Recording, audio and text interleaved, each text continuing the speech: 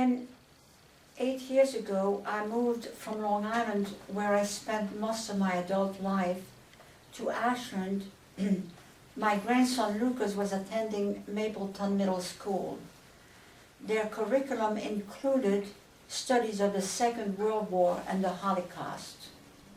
Because I'm a native of Belgium, lived through the invasion and 4 years of occupation by the Nazi, my son Stephen asked me if I would be willing to go to the school and share some of those experiences with those young people. Since the war had ended, I had never talked about it with friends or family. Neither did they. It was over, we had to pick up the pieces and go on.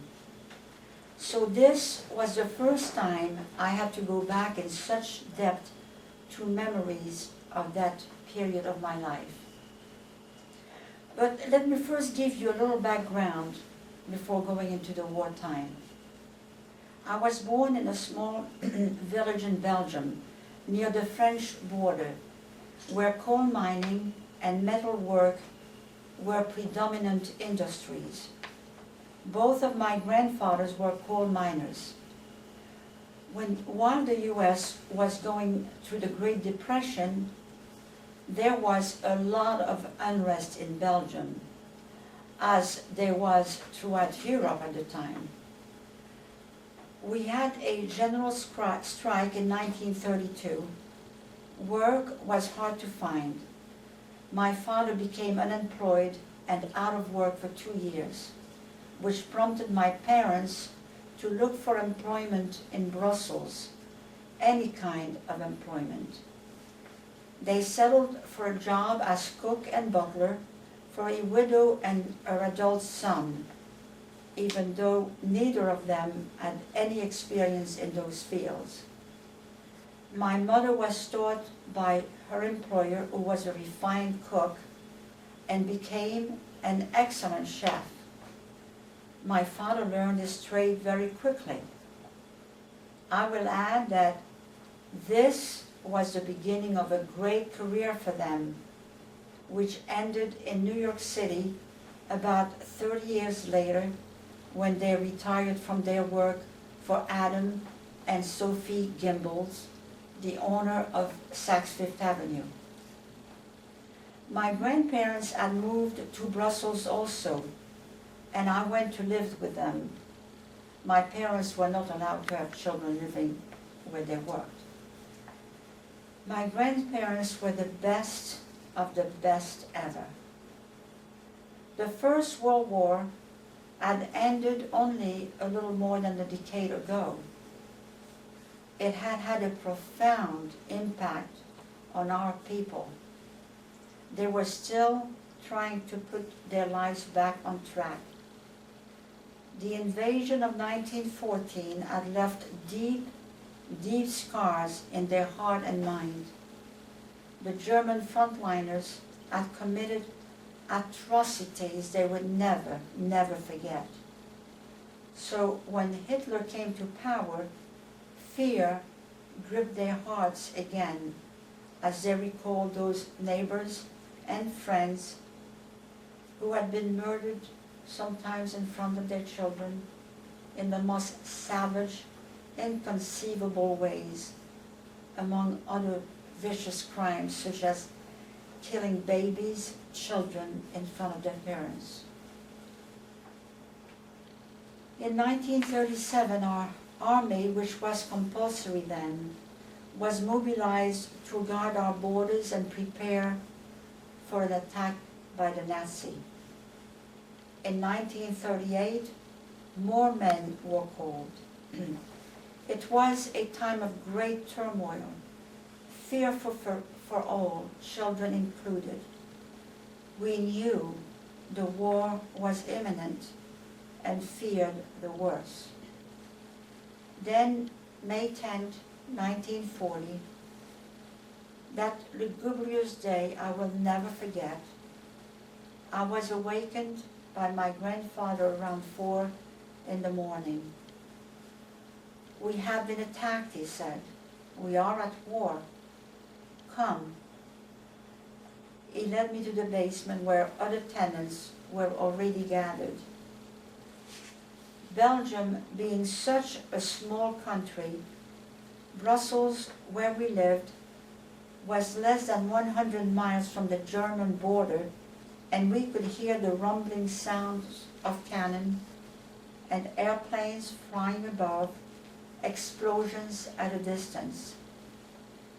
Yes, to our surprise, airplanes were now being used, something we, the people, did not anticipate. The attack was not from the ground only, but also from above. Our troops were being destroyed by other means. We were not ready for that.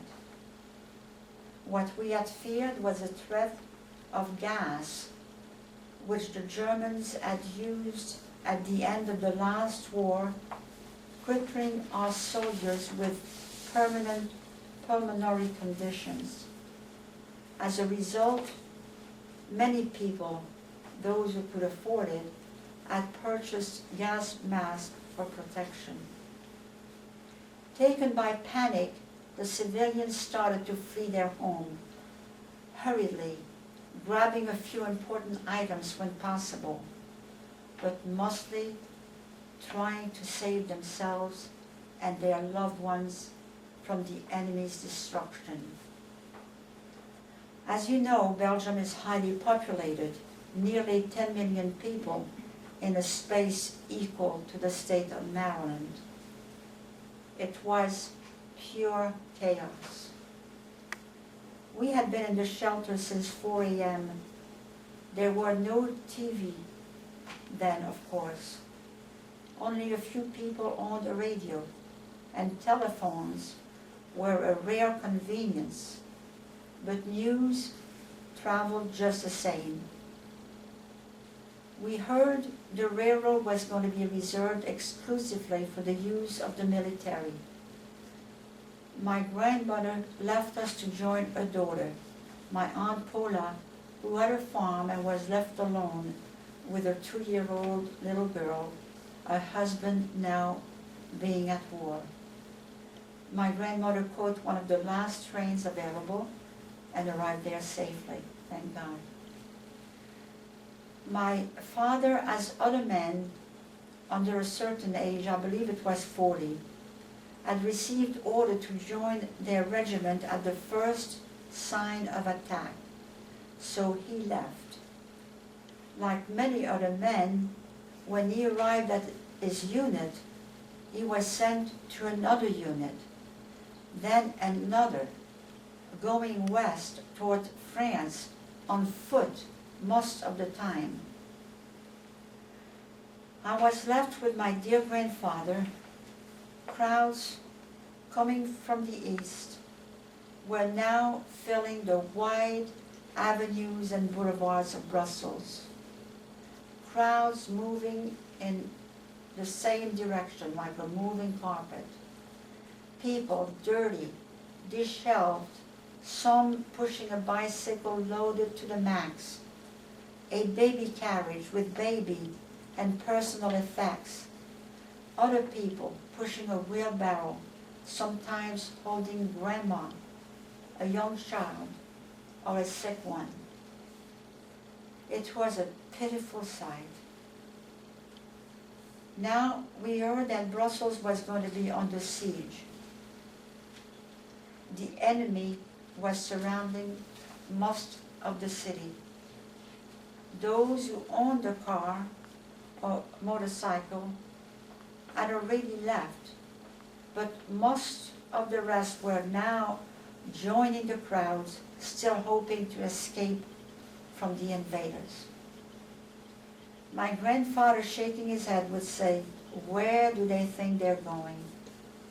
You and I are staying right here, no matter what." To help us survive, he walked from bakery to bakery, buying whatever he could, a loaf of bread here, a few rolls there. He would bring them home and I would dry them in the oven for later use. There was little or no food to be found in the grocery stores, if opened at all. As it turned out, the siege never took place. My grandfather, in his wisdom, had made the right decision. Brussels was invaded with little or no resistance, and it took only 7 days for the Nazis to occupy Belgium entirely. It was an absolute debacle. My father returned from his ordeal after 40 days, walking a great part of the time, exhausted, dirty, hungry, and most of all discouraged. When those men had left home, all they had was the clothes they were wearing. They expected to get their uniform and equipment when they reached their unit, but that never happened. My Uncle Henry was taken prisoner of war. He spent 4 years in the prison camp, as many of our men did. My Uncle Emil returned to the farm.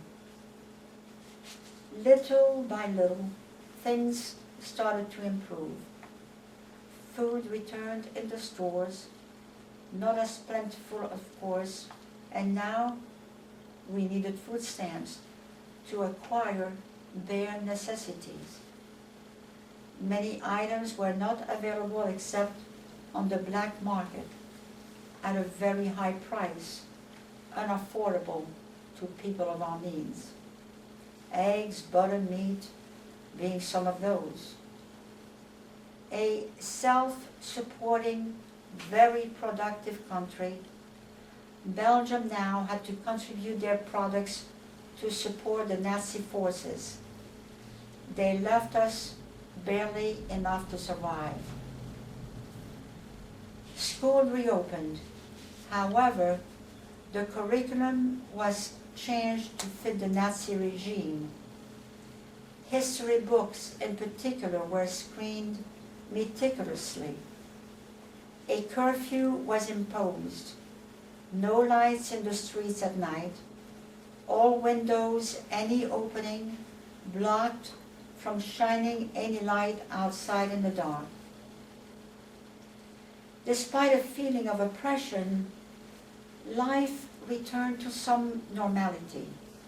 We made the best of it.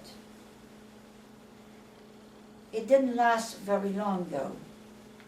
Pretty soon the Gestapo and SS were seen everywhere and feared by all.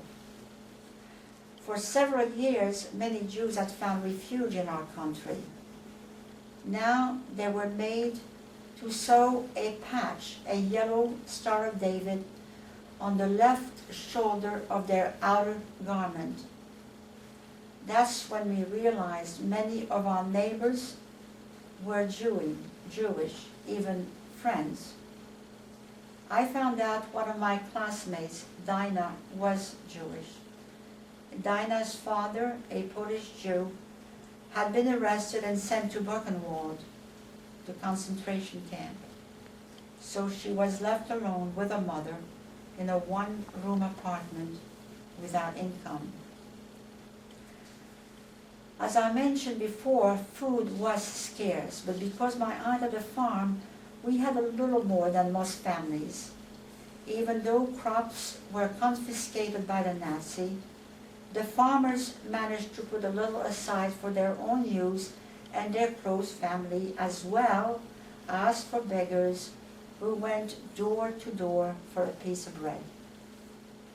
We often ate grain or rice, which in the past would have been fed to the animals.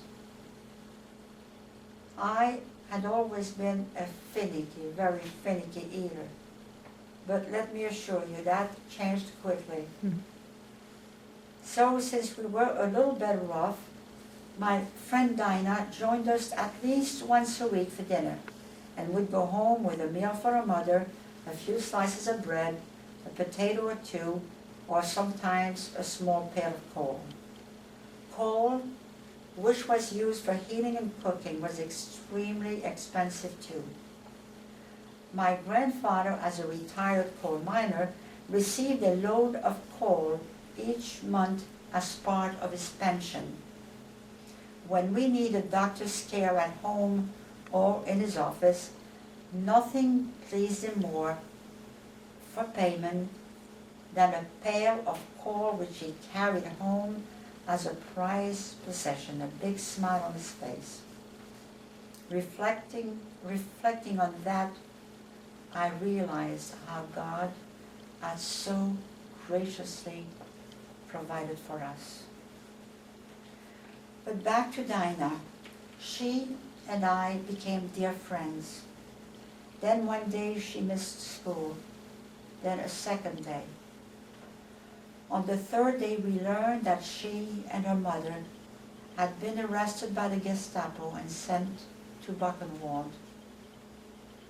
It was a terrible day. I was completely devastated. Before the war, my sister had worked as a nanny for a Jewish family. They were the lucky ones who owned a car and had fled the day of the invasion. My sister was out of work, but soon was hired by a middle-aged woman as a companion in our neighborhood. I will call her Mrs. D.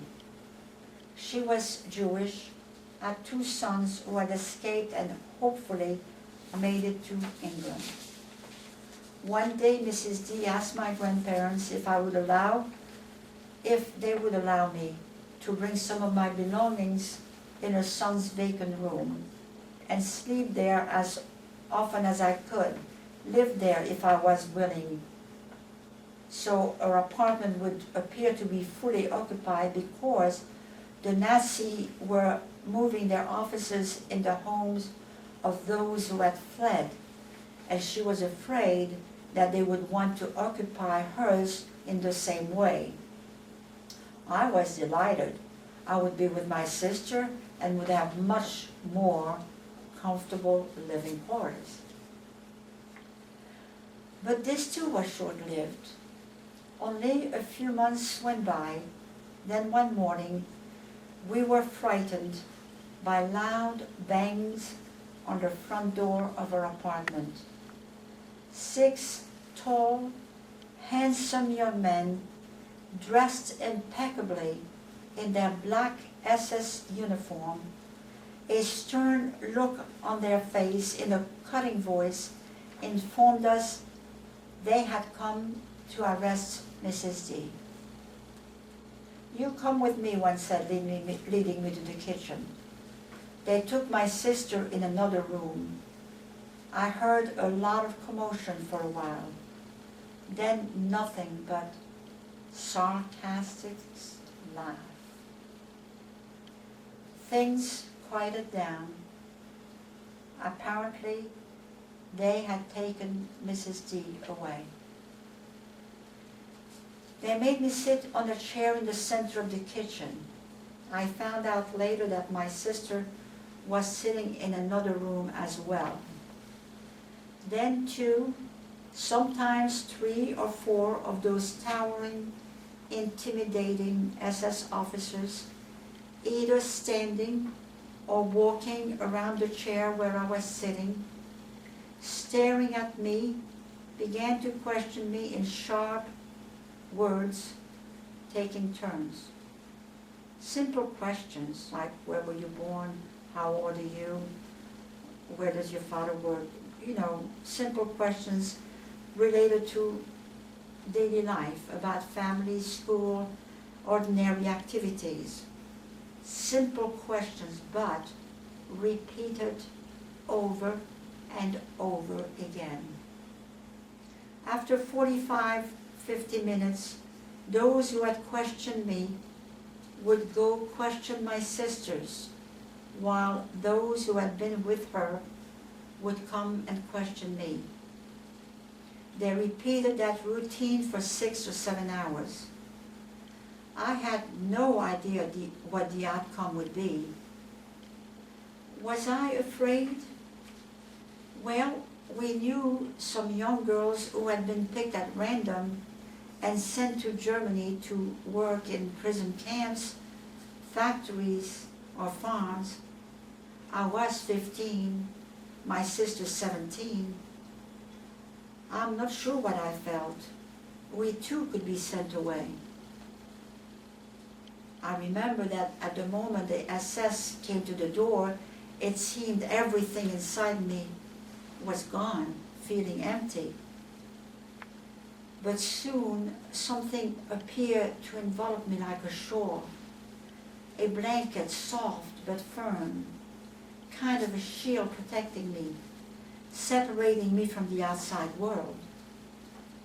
No, as I recall, I was not afraid, not at all. I was calm, composed, stable, able to answer those questions with ease. Without doubt, we, Christians, know where that kind of strength and peace comes from. During that time, the word had gotten out that my sister and I were being held hostage to the SS. My grandfather was informed. He worked occasionally for a German businessman in the area who knew our family well. My grandfather went to see him, told him what was happening, and within a short time, that man, Karl Schreiber, came to speak to the SS officers. Within minutes, we were released, safe and sound. To get around Brussels, we either walked or rode in streetcars, and these were usually really overcrowded. The Gestapo would often force the streetcars to stop anywhere on their route, make the passengers get off, have them stand with their arms up against the car, a tree, or a building, do a search of their pockets, bags, shoes, hats, without, of course, any respect for anyone. I was traveling in a streetcar one day, standing pressed against other people, when the car stopped suddenly and I heard a whisper in back of me, "I am an undesirable." A glance around my shoulder perceived an elderly gentleman with a yellow star on his shoulder. I was wearing a loose coat with wide sleeves and instinctively stretched my arms above, reaching for the overhead bars, hoping to hide the poor old man. The SS squeezed their way through. Never saw him. I don't know what or who they were looking for, and they left. We started to hear about the resistance, but very secretly, of course. My parents' employer at that time was an attorney who had 4 sons. The oldest, Jacques, was 17. Father and son were involved in the underground movement. One day he asked my mother to bake a loaf of bread in which she would hide a metal tube filled with documents and currency, as they would be leaving that night. We found out later that they had been able to escape to England in a small boat and continue their work there. In 1942, I began to spend more time at the farm, weekends, recess, and summer vacation, and quickly learned how very active the resistance was. I soon realized my Aunt Paula was very much involved, although we never openly spoke about it. Who would dare? Someone might hear. As we found out after the war, some of the villagers who had collaborated with the Nazis, often for material gratification, had a hit list naming some of our relatives and friends. One late afternoon, my aunt said to me, "Get a bike, we're taking a ride." She loaded the bicycles with bags filled with food and other items, and we started off, crossing pastures, riding through fields, narrow paths, places totally unfamiliar to me. After a good 40-45 minutes, we stopped. We unloaded my bike, transferring my load onto my aunt's, so heavy now that she would have to walk and push her bicycle. She told me we were only about 10 minutes away from Binche, a familiar town, gave me directions to get there. From Binche, I knew my way back to the farm. She warned me though, "Don't stop or talk to anyone. You will pass the armory in Binche. If anyone poses you a question, simply answer that you took a bike ride, got lost, but now you know your way home." She did not mention, however, that those likely to question me or stop me were the 2 German guards pacing back and forth in front of the armory, carrying their machine guns on their shoulders. I never knew my heart could beat so hard and so fast than during those few moments. That excursion was repeated. However, I made sure to take a detour, avoiding the armory experience. Only when I returned to Belgium in 1999 did I find out the location where the goods were being delivered by my aunt, a farm at the edge of a forest where 15-20 men were hiding, performing acts of sabotage to prepare for our allies' invasion. Supplies and instructions were parachuted during the night from small aircrafts flying from England. I also had the privilege to meet and spend a few hours with the last survivor of that group of men. Sadly enough, the Nazis discovered their hiding place. The horrific atrocity inflicted to those men are too cruel to mention.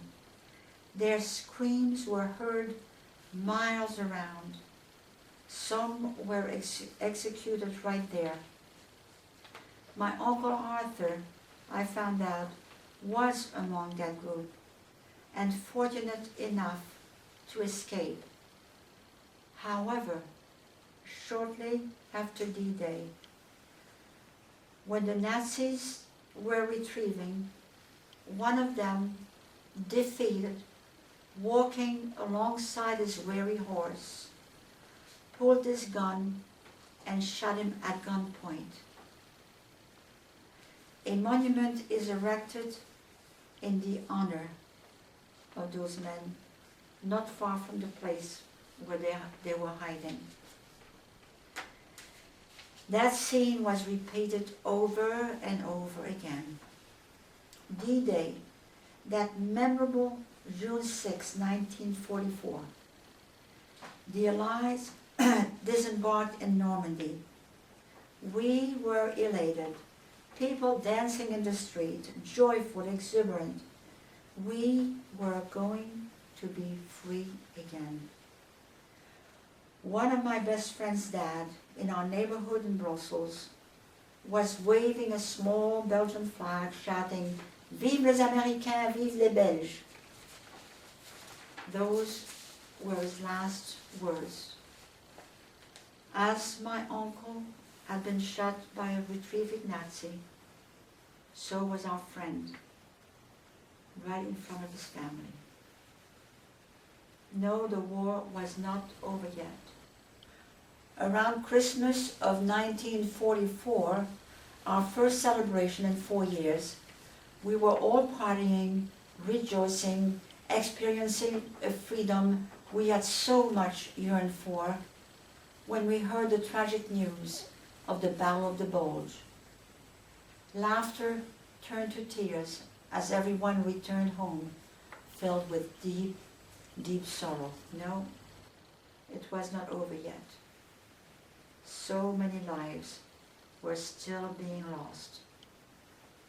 So many of you here in the United States made sacrifices beyond measure, being separated from your young men and women, losing your loved ones for the sake of our freedom. Freedom so very precious. To all of you, I will forever be grateful. I loved my country, and I might still be living there. Had it not been for the war, I might never have had the opportunity to immigrate in the United States. And I have grown to really love this land and its people. I have met many people who, like me, are so grateful to live here in America because we found freedom and even prosperity, but most important, a sense of security, safety. To me, this is God's country, a country which has been blessed by God, a God who delights in blessing His people. I came across this little poem, and I'd like to share it with you. Beyond the losses of this life that causes us despair, new hope is born within our hearts because our God is there. And I will end with this portion of Psalm 30, which goes, "Weeping may endure for a night, but joy cometh in the morning."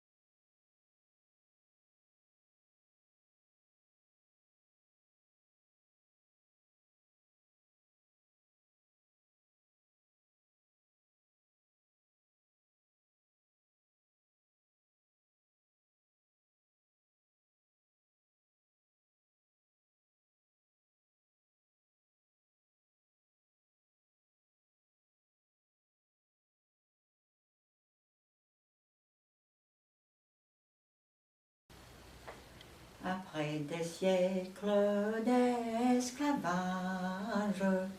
le Belge sortant du tombeau un reconquis par son courage, son nom, ses droits et son drapeau. Et ta main, souveraine et fière, désormais, peuples indomptés, grave sur ta vieille bannière, le roi, la loi, la liberté. Le roi, la loi, la liberté. Le roi, la loi, la liberté.